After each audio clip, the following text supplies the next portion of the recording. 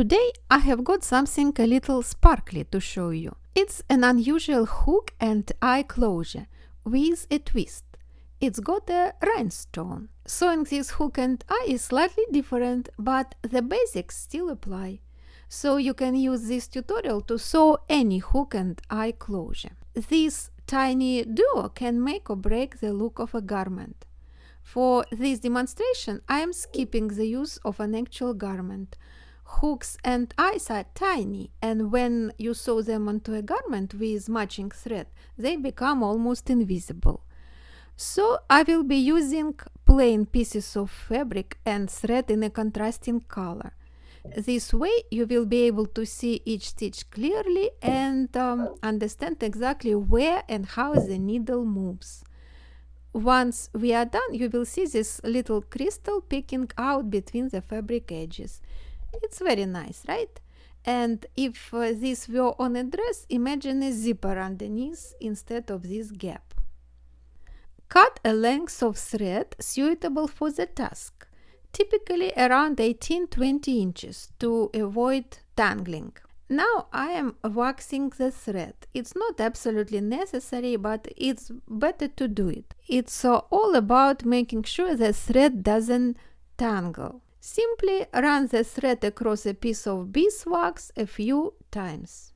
Fold the thread in half to create two free ends and a loop at the folded end on the other side. And I'm using a self-threading needle here, which is a lifesaver if you ask me, especially when we are using double thread.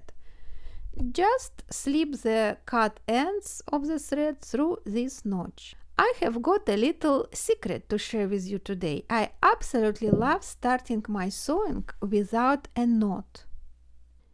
Insert the needle into the wrong side of the fabric where you want to start sewing the hook, close to the hook's base.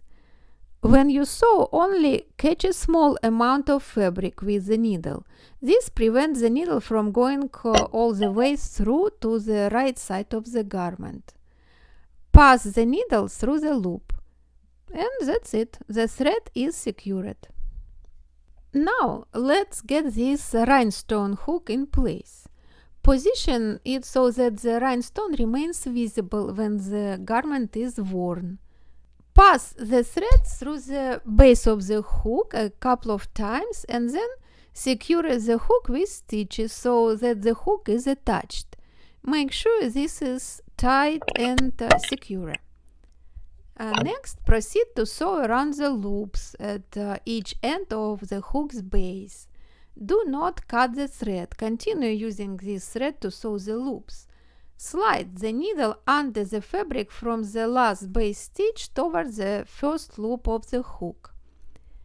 Keep the needle between the layers of fabric so that this stitch, traveling stitch, is not visible on the right side of the garment.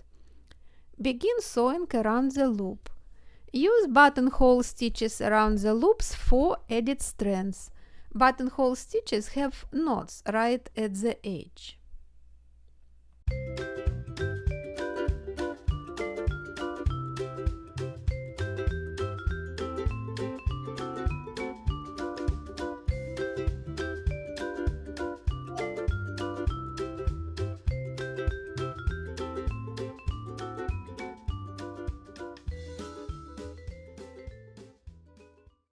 To make the buttonhole stitch, put the needle into the loop from down, not from up.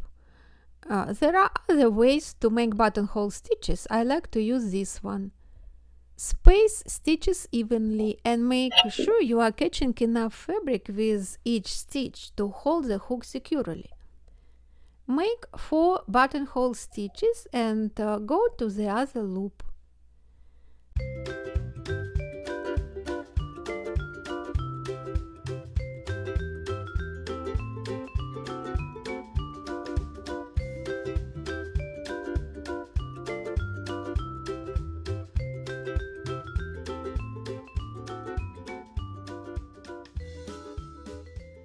Now I completed sewing the hook.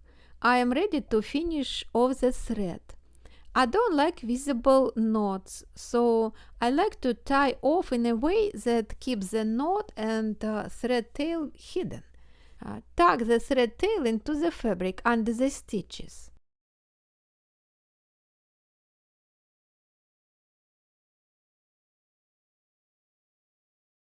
Cut the thread. The thread tail is hidden now. Now I need to sew the eye. It should align with the hook so that when fastened there are no problems and the fabric lies flat. Positioning the eye for a hook and eye closure is not really a one-size-fits-all situation. It can vary based on the fabric you are working with and the specific hook and eye set. In this project, I had to align the edge of the eye precisely at the edge of my fabric to ensure a clean closure. However, this may not be the case for every project. That's why I advise you to practice on scraps. You can try out different positions, see how the hook and eye function when fastened, and make adjustments as needed. Once you have the eye in the right position, it's time to sew it in place. Again, use buttonhole stitches around the loops of the eye.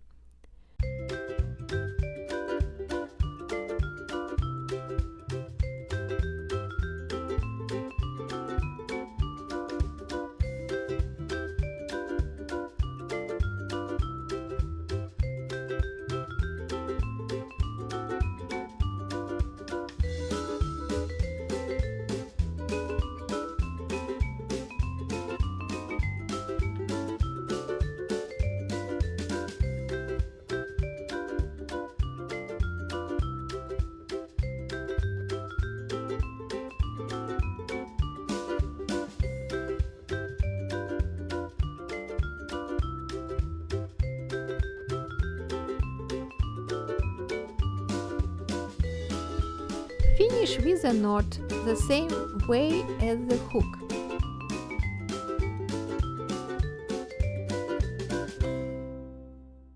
I hope it was helpful. Now just look at the result.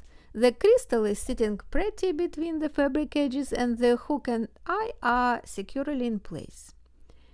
If you found this tutorial helpful, give it a like and don't forget to subscribe for more sewing tips and tricks. Have any questions or maybe a sparkly sewing story of your own? Drop a comment below. I love to hear from you. Thanks for watching.